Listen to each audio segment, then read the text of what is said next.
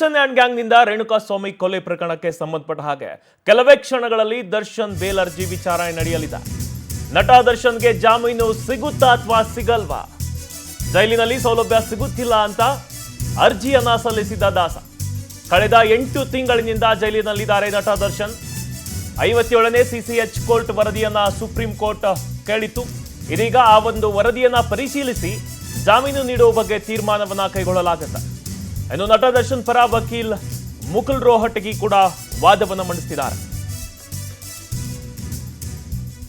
Darshan and ಗ್ಯಾಂಗ್ನಿಂದ Renukaswamy ಕೊಲೆ ಪ್ರಕರಣಕ್ಕೆ ಸಂಬಂಧಪಟ್ಟ ಹಾಗೆ ಇದೀಗ ಒಂದು ಬಿಗ್ ಅಪ್ಡೇಟ್. ಕೆಲವೇ ಕ್ಷಣಗಳಲ್ಲಿ ದರ್ಶನ್ ಬೇಲ್ ಅರ್ಜಿ ವಿಚಾರಣೆ ನಡೆಯಲಿದೆ. ಇನ್ನು ಈ ಅರ್ಜಿ ವಿಚಾರಣೆ ಆದ್ಮೇಲೆ ನಟ ದರ್ಶನ್ಗೆ ಜಾಮೀನು ಸಿಗುತ್ತಾ ಅಥವಾ ಸಿಗಲ್ವಾ ಅನ್ನೋ ಪ್ರಶ್ನೆಗಳು ಕೂಡ ಮೂಡ್ತಾ ಇವೆ. ಬಹಳಷ್ಟು ಕುತೂಹಲ ಇದೆ. ಜೈಲಿನಲ್ಲಿ ತನಗೆ ಸೌಲಭ್ಯಗಳು ಸಿಗ್ತಾ ಇಲ್ಲ, ಸಹ ಕೈದಿಗಳಿಂದ ಕೂಡ ಬಹಳಷ್ಟು ತೊಂದರೆಗಳಾಗ್ತಾ ಇದೆ, ಮುದಲಿಕೆಯನ್ನ ಮಾಡ್ತಾರೆ ಅಂತ ಹಲವಾರು ಕಾರಣಗಳನ್ನ ಪಟ್ಟಿಯನ್ನೇ ಕೊಟ್ಟಿದ್ರು ದಾಸ. ಸೊ ಕಳೆದ 8 ತಿಂಗಳಿನಿಂದ ಜೈಲಿನಲ್ಲಿ ನಟ ದರ್ಶನ್ ಕಾಲವನ್ನು ಕಳೀತಿದ್ದಾರೆ.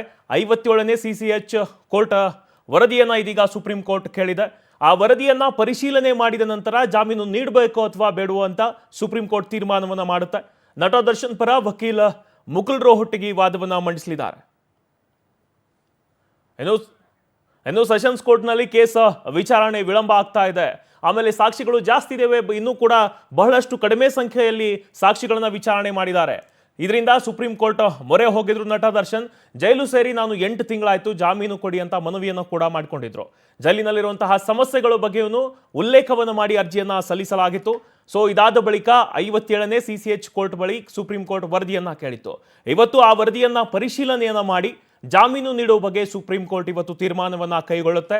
ಇದೀಗ ನಟ ದರ್ಶನ್ಗೆ ಜಾಮೀನು ಸಿಗುತ್ತಾ ಸಿಗಲ್ವಾ ಅನ್ನೋ ಪ್ರಶ್ನೆಗಳು, ಕುತೂಹಲಗಳು ಕೂಡ ಮೂಡ್ತಾ ಇವೆ. ಜೈಲಿನಲ್ಲಿ ಸೌಲಭ್ಯ ನನಗೆ ಸಿಗ್ತಾ ಇಲ್ಲ ಅಂತ ಅರ್ಜಿಯನ್ನ ಸಲ್ಲಿಸಿದ್ರು ದಾಸ.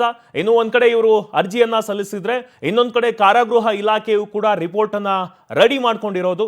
ಕಾರಾಗೃಹ ಇಲಾಖೆ ಕೂಡ ಉತ್ತರವನ್ನ ಕೊಡೋದಕ್ಕೆ ರೆಡಿ ಆಗಿದೆ. ಜೈಲಿನ ನಿಯಮಾವಳಿಯಂತೆ ನಾವು ಎಲ್ಲ ಸೌಲಭ್ಯಗಳನ್ನ ಕೊಟ್ಟಿದ್ದೀವಿ, ದರ್ಶನ್ಗೆ ಸರಿಯಾದ ವ್ಯವಸ್ಥೆ ಮಾಡಿದ್ದೀವಿ, ಆಮೇಲೆ ವಾರದಲ್ಲಿ 2 ದಿನ ವಿಚಾರಣೆಯನ್ನು ನಡೆಸ್ತಿದ್ದೇವೆ, ನಾವು ಯಾವುದೇ ಒಂದು ವಿಚಾರಣೆ ವಿಳಂಬವನ್ನ ಮಾಡ್ತಿಲ್ಲ ಅಂತ ಸಮರ್ಥನೆಯನ್ನ ಮಾಡಿಕೊಂಡು ಇದೀಗ ಕಾರಾಗೃಹ ಇಲಾಖೆಯು ಕೂಡ ತನ್ನದೇ ಆದ ರಿಪೋರ್ಟ್ ಅನ್ನ ರೆಡಿ ಮಾಡ್ಕೊಂಡಿದೆ. ಇನ್ನೊಂದು ಕಡೆ 57ನೇ ಸಿಸಿಎಚ್ ಕೋರ್ಟ್ ಬರೀ ವರದಿಯನ್ನು ಕೂಡ ಸುಪ್ರೀಂ ಕೋರ್ಟ್ ಕೇಳಿರೋದು. ಇದೀಗ ಇವೆಲ್ಲ ವರದಿಯನ್ನ ಪರಿಶೀಲಿಸಿ ನಟ ದರ್ಶನ್ ಅವರಿಗೆ ಜಾಮೀನು ಕೊಡಬೇಕು ಅಥವಾ ಬೇಡೋ ಅನ್ನೋ ಬಗ್ಗೆ ಇವತ್ತು ತೀರ್ಮಾನ ಆಗೇ ಆಗುತ್ತೆ. ಸೊ ನಟ ದರ್ಶನ್ ಪರ ವಕೀಲ್ ಮುಕುಲ್ ರೋಹಟಗಿ ವಾದವನ್ನ ಮಂಡಿಸಲಿದ್ದಾರೆ. ಕೆಲವೇ ಕ್ಷಣಗಳಲ್ಲಿ ದರ್ಶನ್ ಬೇಲ್ ಅರ್ಜಿ ವಿಚಾರಣೆ ನಡೆಯುತ್ತೆ. ಇವತ್ತು ನಟ ದರ್ಶನ್ಗೆ ಜಾಮೀನು ಸಿಗುತ್ತಾ ಅಥವಾ ಸಿಗಲ್ವಾ ಅನ್ನೋ ಪ್ರಶ್ನೆಗಳಿಗೆ ಉತ್ತರ ಸಿಗುತ್ತೆ. ಜೈಲಿನಲ್ಲಿ ಸೌಲಭ್ಯ ನನಗೆ ಸಿಗ್ತಾ ಇಲ್ಲ, ಬಹಳಷ್ಟು ತೊಂದರೆ ಆಗ್ತಾ ಇದೆ, ಸಹ ಕೈದಿಗಳು ನನಗೆ ಮೂದಲನೆ ಮಾಡ್ತಾರೆ, ಆಮೇಲೆ ಸೌಲಭ್ಯಗಳು ಕೂಡ ಕನಿಷ್ಠ ಸೌಲಭ್ಯಗಳು ಕೂಡ ನನಗೆ ದೊರೀತಾ ಇಲ್ಲ, ಆಮೇಲೆ ಬಹಳಷ್ಟು ಸಿನಿಮಾವನ್ನು ನಾನು ನಂಬಿಕೊಂಡಿದ್ದೇನೆ, ಇದರಿಂದ ನನಗೆ ನನ್ನ ಜೀವನೋಪಾಯಕ್ಕೂ ಕೂಡ ಬಹಳಷ್ಟು ಕಷ್ಟ ಆಗ್ತಿದೆ ಅಂತ ಏನಾದರೂ ಮಾಡಿ ನನಗೆ ಈ ಸರಿ ಜಾಮೀನು ಕೊಡಲೇಬೇಕು. ಹೀಗಾಗಿ ಬಹಳಷ್ಟು ಒಂದು ಕಾರಣಗಳನ್ನು ನೀಡಿ ಅರ್ಜಿಯನ್ನ ದಾಸ ಸಲ್ಲಿಸಿರ್ತಾರೆ. ಇದೀಗ ಸೆಷನ್ಸ್ ಕೋರ್ಟ್ಸ್ ಕೇಸ್ ವಿಚಾರಣೆ ವಿಳಂಬ ಅಂತ ಅರ್ಜಿ ಹಾಕಿದ್ದಕ್ಕೂ ಕೂಡ ಸಿಸಿಎಚ್ ಕೋರ್ಟ್ ವರದಿಯನ್ನು ಕೂಡ ಇವತ್ತು ಕೊಡುತ್ತೆ. ಆ ಒಂದು ವರದಿಯನ್ನ ಪರಿಶೀಲನೆ ಮಾಡಿದ ಮೇಲೆ ಜಾಮೀನು ನೀಡೋ ಬಗ್ಗೆ ತೀರ್ಮಾನ ಅಂತಿಮವಾಗಿ ಆಗುತ್ತೆ. ಇನ್ನು ಇನ್ನೊಂದು ಕಡೆ ನಾ ಹೇಳ್ದ ಹಾಗೆ ಕಾರಾಗೃಹ ಇಲಾಖೆಯು ಕೂಡ ರಿಪೋರ್ಟ್ ಅನ್ನ ರೆಡಿ ಮಾಡ್ಕೊಂಡಿದೆ. ವಿಚಾರಣೆ ವಿಳಂಬ ಅಂತ ಹೇಳಿದಾರಲ್ಲ, ಅದಕ್ಕೆ ಯಾವುದೇ ಕೂಡ ಸಾಕ್ಷ್ಯ ಇಲ್ಲ.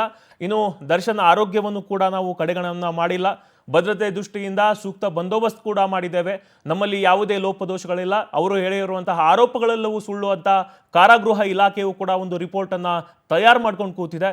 ಇದೀಗ ಈ ಎಲ್ಲ ವರದಿಗಳನ್ನ ಪರಿಶೀಲನೆ ಮಾಡೋ ಮೇಲೆ ಜಾಮೀನು ನೀಡೋ ಬಗ್ಗೆ ತೀರ್ಮಾನ ಇವತ್ತು ಆಗುತ್ತೆ. ಸೊ ನಟ ದರ್ಶನ್ಗೆ ಜಾಮೀನು ಇವತ್ತು ಸಿಗುತ್ತಾ ಸಿಗಲ್ವಾ ಅನ್ನೋದು ಬಹಳಷ್ಟು ಕುತೂಹಲಕ್ಕೆ ಎಡೆ ಮಾಡಿಕೊಡ್ತಾ ಇದೆ. ನಟ ದರ್ಶನ್ಗೆ ಇವತ್ತು ಬಿಗ್ ಡೇ ಅಂತಾನೆ ಹೇಳ್ಬೋದು.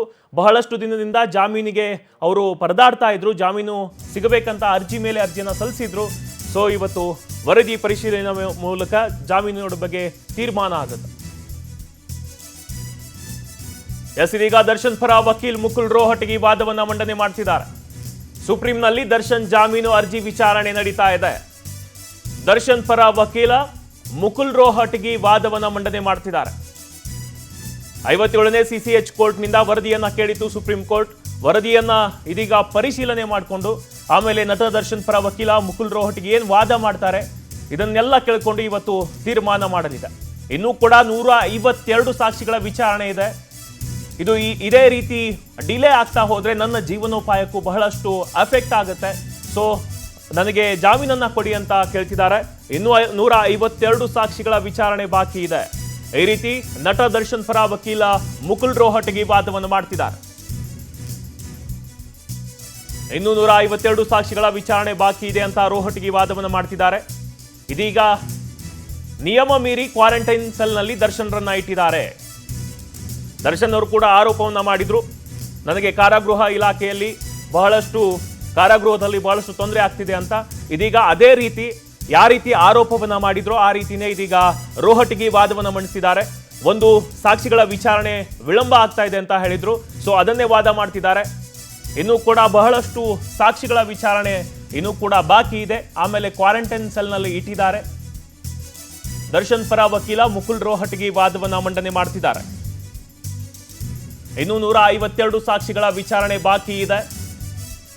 ನಿಯಮವನ್ನ ಮೀರಿ ಕ್ವಾರಂಟೈನ್ ಸೆಲ್ನಲ್ಲಿ ದರ್ಶನ್ರನ್ನ ಇಟ್ಟಿದ್ದಾರೆ. ದರ್ಶನ್ಗೆ ಜೈಲಿನಲ್ಲಿ ಮೂಲ ಸೌಕರ್ಯವನ್ನು ಕೂಡ ಕೊಡ್ತಾ ಇಲ್ಲ. ಸುಪ್ರೀಂನಲ್ಲಿ ದರ್ಶನ್ ಜಾಮೀನು ಅರ್ಜಿ ವಿಚಾರಣೆ ನಡೀತಾ ಇದೆ. ಇದೀಗ ದರ್ಶನ್ ಪರ ರೋಹಟಗಿ ಅವರು ಕೂಡ ವಾದವನ್ನ ಮಂಡನೆ ಮಾಡ್ತಿದ್ದಾರೆ. ದರ್ಶನ್ಗೆ ಜೈಲಿನಲ್ಲಿ ಮೂಲ ಸೌಕರ್ಯಗಳು ಕೂಡ ಕೊಡ್ತಾ ಇಲ್ಲ. ನಿಯಮವನ್ನ ಮೀರಿ ಕ್ವಾರಂಟೈನ್ ಸೆಲ್ನಲ್ಲಿ ದರ್ಶನ್ರನ್ನ ಇಟ್ಟಿದ್ದಾರೆ. ಬಹಳಷ್ಟು ವಿಳಂಬ ಆಗ್ತಿದೆ ಕೇಸ್ನ ವಿಚಾರಣೆ. ಇನ್ನೂ 152 ಸಾಕ್ಷಿಗಳ ವಿಚಾರಣೆ ಬಾಕಿ ಇದೆ. ಇದರಿಂದ ದರ್ಶನ್ ಅವರ ಕರಿಯರ್ಗೂ ಆಮೇಲೆ ಅವರ ಜೀವನೋಪಾಯಕ್ಕೂ ಬಹಳಷ್ಟು ಅಫೆಕ್ಟ್ ಆಗುತ್ತೆ ಇದೇ ರೀತಿ ಡಿಲೇ ಆದ್ರೆ ಅಂತ ವಾದವನ್ನ ಮಂಡಿಸ್ತಿದ್ದಾರೆ. ಬಟ್ ಜಡ್ಜ್ ಕೂಡ ಅವರಿಗೆ ಎಲ್ಲ ಸೌಕರ್ಯ ಕೊಟ್ಟಿದ್ದಾರೆ ಅಲ್ವಾ ಅಂತ ಕೇಳ್ತಿದ್ದಾರೆ. ಬಟ್ ಕ್ವಾರಂಟೈನ್ ಸೆಲ್ ಜೈಲಿನಿಂದ ಪ್ರತ್ಯೇಕವಾಗಿದೆ, ಯಾರೊಂದಿಗೂ ಕೂಡ ಮಾತನಾಡಲು ಅವಕಾಶವನ್ನ ಕೊಡ್ತಿಲ್ಲ ದರ್ಶನ್ಗೆ ಅಂತ ಕೂಡ ಹೇಳ್ತಿದ್ದಾರೆ. ದರ್ಶನ್ ಪರ ವಕೀಲ ಮುಕುಲ್ ರೋಹಟಗಿ ವಾದವನ್ನ ಮಂಡನೆ ಮಾಡ್ತಿದ್ದಾರೆ. ವಿಚಾರಣೆ ವಿಳಂಬ ಅನ್ನೋದು ಬಹಳಷ್ಟು ಇದೀಗ 152 ಸಾಕ್ಷಿಗಳ ವಿಚಾರಣೆ ಬಾಕಿ ಇದೆ ಅಂತ ರೋಹಟಗಿ ಹೇಳ್ತಿದ್ದಾರೆ. ದರ್ಶನ್ಗೆ ಜೈಲಿನಲ್ಲಿ ಮೂಲ ಸೌಕರ್ಯವನ್ನು ಕೂಡ ಕೊಡ್ತಾ ಇಲ್ಲ, ಬಹಳಷ್ಟು ರೋದನೆಯನ್ನ ಮಾಡ್ತಿದ್ದಾರೆ. ಎಲ್ಲ ಸೌಕರ್ಯವನ್ನ ಕೊಟ್ಟಿದ್ದಾರೆ ಅಲ್ವಾ ಅಂತ ಜಡ್ಜ್ ಕೇಳಿದಾಗ ಕ್ವಾರಂಟೈನ್ ಸೆಲ್ ಜೈಲಿನಿಂದ ಪ್ರತ್ಯೇಕವಾಗಿದೆ, ಯಾರೊಂದಿಗೂ ಕೂಡ ಮಾತನಾಡಲು ಅವಕಾಶವನ್ನ ಕೊಡ್ತಿಲ್ಲ ಅಂತ ರೋಹಟಗಿ ವಾದವನ್ನ ಮಾಡ್ತಿದ್ದಾರೆ. ಇವತ್ತು ನಟ ದರ್ಶನ್ಗೆ ಬಿಗ್ ಡೇ. ಸುಪ್ರೀಂನಲ್ಲಿ ನಿರೀಕ್ಷೆಯಂತೆ ಇದೀಗ ಜಾಮೀನು ಅರ್ಜಿ ವಿಚಾರಣೆ ನಡೀತಾ ಇದೆ. ವಾದ ಪ್ರತಿವಾದಗಳು ನಡೀತಾ ಇವೆ. ದರ್ಶನ್ ಪರ ವಕೀಲ ಮುಕುಲ್ ರೋಹಟಗಿ ವಾದವನ್ನ ಮಂಡನೆ ಮಾಡ್ತಿದ್ದಾರೆ. ಸಾಕ್ಷಿಗಳ ವಿಚಾರಣೆ ಬಗೆಯ ಏನು ಅರ್ಜಿಯನ್ನ ಸಲ್ಲಿಸಿದ್ರು ವಿಳಂಬ ಆಗ್ತಾ ಇದೆ ಅಂತ ಅದೇ ಪಾಯಿಂಟ್ ಅನ್ನ ಇದೀಗ ಜಡ್ಜ್ ಮುಂದೆ ಹೇಳ್ತಿದ್ದಾರೆ ರೋಹಟಗಿ.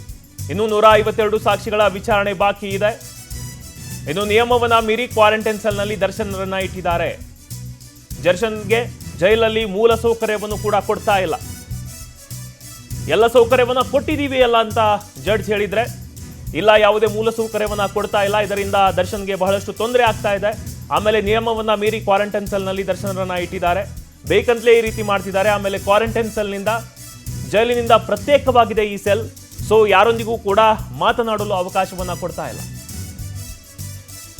ಇನ್ನು ಸುಪ್ರೀಂ ಕೋರ್ಟ್ ಜಡ್ಜ್ ಪಾರ್ದಿವಾಲಾ ಸೂಚನೆಯನ್ನ ಕೊಟ್ಟಿದ್ದಾರೆ. ಯಾಕೆ ಈ ತರ ಜಾಮೀನಿಗೆ ನೀವು ಆತುರವನ್ನ ಪಡ್ತಾ ಇದ್ದೀರಾ?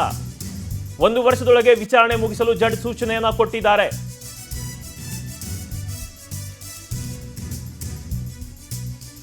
ನಟ ದರ್ಶನ್ಗೆ ಸದ್ಯಕ್ಕಿಲ್ಲ ಜಾಮೀನು. ನಟ ದರ್ಶನ್ಗೆ ಇದೀಗ ಸದ್ಯಕ್ಕೆ ಜಾಮೀನು ದೊರೆತಿಲ್ಲ. ಇದು ದರ್ಶನ್ನ ಬಿಗ್ ಡೇ ಆಗಿತ್ತು. ಇವತ್ತು ಜಾಮೀನು ಸಿಗುತ್ತೋ ಸಿಗಲ್ವಾ ಅಂತ ಇತ್ತು. ಬಟ್ ಈಗ ಸದ್ಯದ ಅಪ್ಡೇಟ್ ಅಂದ್ರೆ ಬ್ರೇಕಿಂಗ್ ಅಂದ್ರೆ ನಟ ದರ್ಶನ್ಗೆ ಸದ್ಯಕ್ಕಿಲ್ಲ ಜಾಮೀನು. ಜಾಮೀನನ್ನ ಸದ್ಯಕ್ಕೆ ಕೊಡೋದಕ್ಕೆ ಸುಪ್ರೀಂ ಕೋರ್ಟ್ ನಿರಾಕರಣೆಯನ್ನ ಮಾಡಿದೆ. ನಟ ದರ್ಶನ್ ಪರ ರೋಹಟಗಿ ವಾದವನ್ನ ಮಾಡ್ತಾ ಇದ್ರು. ಎಲ್ಲ ಒಂದು 152 ಸಾಕ್ಷಿಗಳ ವಿಚಾರಣೆ ಬಾಕಿ ಇದೆ. ನಿಯಮವನ್ನ ಮೀರಿ ಕ್ವಾರಂಟೈನ್ ಸೆಲ್ನಲ್ಲಿ ದರ್ಶನನ ಇಟ್ಟಿದ್ದಾರೆ ಅಂತ ಹೇಳಿದ್ರು ಕೂಡ ಇದೀಗ ಸುಪ್ರೀಂ ಕೋರ್ಟ್ ಅದಕ್ಕೆ ಯಾವುದಕ್ಕೂ ಕೇರ್ ಅನ್ನ ಮಾಡದೆ ನಟ ದರ್ಶನ್ಗೆ ಜಾಮೀನನ್ನ ನಿರಾಕರಣೆ ಮಾಡಿದೆ. ನಟ ದರ್ಶನ್ಗೆ ಸದ್ಯಕ್ಕಿಲ್ಲ ಜಾಮೀನು. ಸುಪ್ರೀಂನಲ್ಲಿ ದರ್ಶನ್ ಜಾಮೀನು ಅರ್ಜಿ ವಿಚಾರಣೆ ಇತ್ತು ಇವತ್ತು. ಅವರಿಗೆ ಬೇಲ್ ಸಿಗುತ್ತೋ ಸಿಗಲ್ವಾ ಅನ್ನೋ ಕುತೂಹಲ ಎಲ್ಲರಲ್ಲೂ ಕೂಡ ಮೂಡಿತ್ತು. ಬಹಳಷ್ಟು ಪಾಯಿಂಟ್ಗಳನ್ನು ಇಟ್ಕೊಂಡಿದ್ರು. ಸಾಕ್ಷಿಗಳ ವಿಚಾರಣೆ ವಿಳಂಬ ಆಗ್ತಾ ಇದೆ, ಮೂಲಸೌಕರ್ಯವನ್ನ ಕೊಡ್ತಾ ಇಲ್ಲ, ಬಹಳಷ್ಟು ಕಷ್ಟ ಆಗ್ತಾ ಇದೆ, ಜೀವನೋಪಾಯಕ್ಕೆ ಇದು ಎಫೆಕ್ಟ್ ಆಗುತ್ತೆ ಅಂತ ಹಲವಾರು ಪಟ್ಟಿಗಳನ್ನ ಮಾಡ್ಕೊಂಡಿದ್ರು. ಅದೇ ರೀತಿ ರೋಹಟಿಗೂ ಕೂಡ ವಾದವನ್ನ ಮಾಡಿದ್ರು. ಬಟ್ ಇದೀಗ ದರ್ಶನ್ ಜಾಮೀನು ಅರ್ಜಿ ಏನಿದೆ ಅದು ನಿರಾಕರಣೆ ಆಗಿದೆ. ನಟ ದರ್ಶನ್ಗೆ ಸದ್ಯಕ್ಕೆ ಜಾಮೀನು ಸಿಗ್ತಾ ಇಲ್ಲ. ಸದ್ಯಕ್ಕೆ ದರ್ಶನ್ಗೆ ಪರಪ್ಪನ ಅಗ್ರಹಾರವೇ ಗತಿಯಾಗಿದೆ. ಪ್ರತಿದಿನ ವಿಚಾರಣೆಗೆ ಸುಪ್ರೀಂ ಜಡ್ಜ್ ಸೂಚನೆಯನ್ನ ನೀಡಿದ್ದಾರೆ. ವಾರದಲ್ಲಿ 2 ಬಾರಿ ವಿಚಾರಣೆಯನ್ನ ಮಾಡ್ತಾ ಇದ್ರು. ಸೊ ಬೇಗ ವಿಚಾರಣೆಯನ್ನ ನಡೆಸಿ ಬೇಗ ವಿಚಾರಣೆಯನ್ನ ಮಾಡಿ ಈ ಒಂದು ಕೇಸನ್ನ ಮುಗಿಸಿ. ಸೊ ಬಟ್ ಜಾಮೀನನ್ನ ಮಾತ್ರ ನೀಡಲ್ಲ. ವಿಚಾರಣೆಯನ್ನ ಬಹಳಷ್ಟು ಸ್ಪೀಡ್ ಮಾಡೋದಕ್ಕೆ ಇದೀಗ ಆದೇಶವನ್ನ ಕೊಟ್ಟಿದ್ದಾರೆ. ಡೇ ಬೈ ಡೇ ವಿಚಾರಣೆಯನ್ನು ನಡೆಸಿ ಅಂತ ಜಡ್ಜ್ ಸೂಚನೆಯನ್ನ ಕೊಟ್ಟಿದ್ದಾರೆ. ನಿಮಗೆ ವಿಳಂಬವಾಗ್ತಾ ಇದೆಯಲ್ಲ, ನಿಮಗೆ ಏನು ಕೇಸ್ ವಿಚಾರಣೆ ಬಾಕಿ ಇದೆ, 152 ಸಾಕ್ಷಿಗಳ ಬಾಕಿ ಇದೆ ಅಂತ ನೀವು ಹೇಳಿದಿರಲ್ಲ, ಅದನ್ನು ನಾವು ಡೇ ಬೈ ಡೇ ವಿಚಾರಣೆಯನ್ನ ಮಾಡಿ ಮುಗಿಸ್ಕೊಳ್ರಿ. ಬಟ್ ಜಾಮೀನನ್ನು ಮಾತ್ರ ನಾವು ನೀಡಲ್ಲ. ಜಾಮೀನಿಗೆ ಯಾಕೆ ಈ ತರ ಆತುರವನ್ನ ನೀವು ಮಾಡ್ತಿದ್ದೀರಿ? ನಟ ದರ್ಶನ್ಗೆ ಸದ್ಯಕ್ಕಿಲ್ಲ ಜಾಮೀನು. ಸದ್ಯಕ್ಕೆ ದರ್ಶನ್ಗೆ ಪರಪ್ಪನ ಅಗ್ರಹಾರವೇ ಗತಿಯಾಗಿದೆ. ಪ್ರತಿದಿನ ವಿಚಾರಣೆಗೆ ಸುಪ್ರೀಂ ಜಡ್ಜ್ ಸೂಚನೆಯನ್ನ ಕೊಟ್ಟಿದ್ದಾರೆ. ಡೇ ಬೈ ಡೇ ವಿಚಾರಣೆಯನ್ನು ನಡೆಸಿ ಅಂತ ಸೂಚನೆಯನ್ನ ಕೊಟ್ಟಿದ್ದಾರೆ ಜಡ್ಜ್. ಜುಲೈಗೆ ಸಮಯವನ್ನ ನಿಗದಿ ಮಾಡಿ ಅಂತ ವಕೀಲ ರೋಹಟಿಗೆ ಹೇಳಿದ್ದಾರೆ. ಹಾಗಿದ್ದರೆ ನಿಮಗೆ 1 ವರ್ಷ ಸಮಯವನ್ನ ನೀಡ್ತೇವೆ ಅಂತ ಜಡ್ಜ್ ಹೇಳಿದ್ದಾರೆ. ನಟ ದರ್ಶನ್ಗೆ ಸದ್ಯಕ್ಕಿಲ್ಲ ಜಾಮೀನು ಅನ್ನೋ ಅಪ್ಡೇಟ್ ಬರ್ತಾ ಇದೆ. ಬಹಳಷ್ಟು ಆಸೆಯನ್ನ ಇಟ್ಕೊಂಡಿದ್ರು ಇವತ್ತು ದರ್ಶನ್, ನನಗೆ ಸುಪ್ರೀಂನಲ್ಲಿ ಜಾಮೀನು ಸಿಗುತ್ತೆ ಅಂತ. ಬಟ್ ಇವತ್ತು ಕೂಡ ಜಾಮೀನು ನಿರಾಕರಣೆಯಾಗಿದೆ. ಕೇಸ್ ವಿಚಾರಣೆ ವಿಳಂಬ ಆಗ್ತಾ ಇದೆ ಅಂತ ಹೇಳಿದ್ದಕ್ಕೆ ಸೊ ಕೇಸ್ನ ವಿಚಾರಣೆಯನ್ನ ತ್ವರಿತ ರೀತಿಯಲ್ಲಿ ಮಾಡಿ ಅಂತ ಜಡ್ಜ್ ಆದೇಶವನ್ನ ನೀಡಿದ್ದಾರೆ. ಬಟ್ ಜಾಮೀನನ್ನು ಮಾತ್ರ ನಾವು ನೀಡಲ್ಲ, ವಿಚಾರಣೆಯನ್ನ ಸ್ಪೀಡ್ ಆಗಿ ಮಾಡ್ತೀವಿ, ತ್ವರಿತ ರೀತಿಯಲ್ಲಿ ಮಾಡ್ತೀವಿ ಅಂತ ಮಾಡಿ ಅಂತ ಇದೀಗ ಜಡ್ಜ್ ಸೂಚನೆಯನ್ನ ಕೊಟ್ಟಿದ್ದಾರೆ. ಕೊನೆಗೂ ದರ್ಶನ್ಗೆ ಪರಪ್ಪನ ಅಗ್ರಹಾರವೇ ಗತಿಯಾಗಿದೆ. ಡೇ ಬೈ ಡೇ ವಿಚಾರಣೆಯನ್ನ ಮಾಡಿ ತ್ವರಿತ ರೀತಿಯಲ್ಲಿ ಮಾಡಿ ಅಂತ ಜಡ್ಜ್ ಸೂಚನೆಯನ್ನ ಕೊಟ್ಟಿದ್ದಾರೆ. ಜುಲೈಗೆ ಸಮಯವನ್ನ ನಿಗದಿ ಮಾಡಿ ಅಂತ ರೋಹಟಿಗೆ ಹೇಳಿದ್ದಾರೆ. ಬಟ್ ಹಾಗಿದ್ರೆ ನಿಮಗೆ 1 ವರ್ಷ ಸಮಯನ ನೀಡ್ತೇವೆ ಅಂತ ಜಡ್ಜ್ ಕೊಟ್ಟಿದ್ದಾರೆ.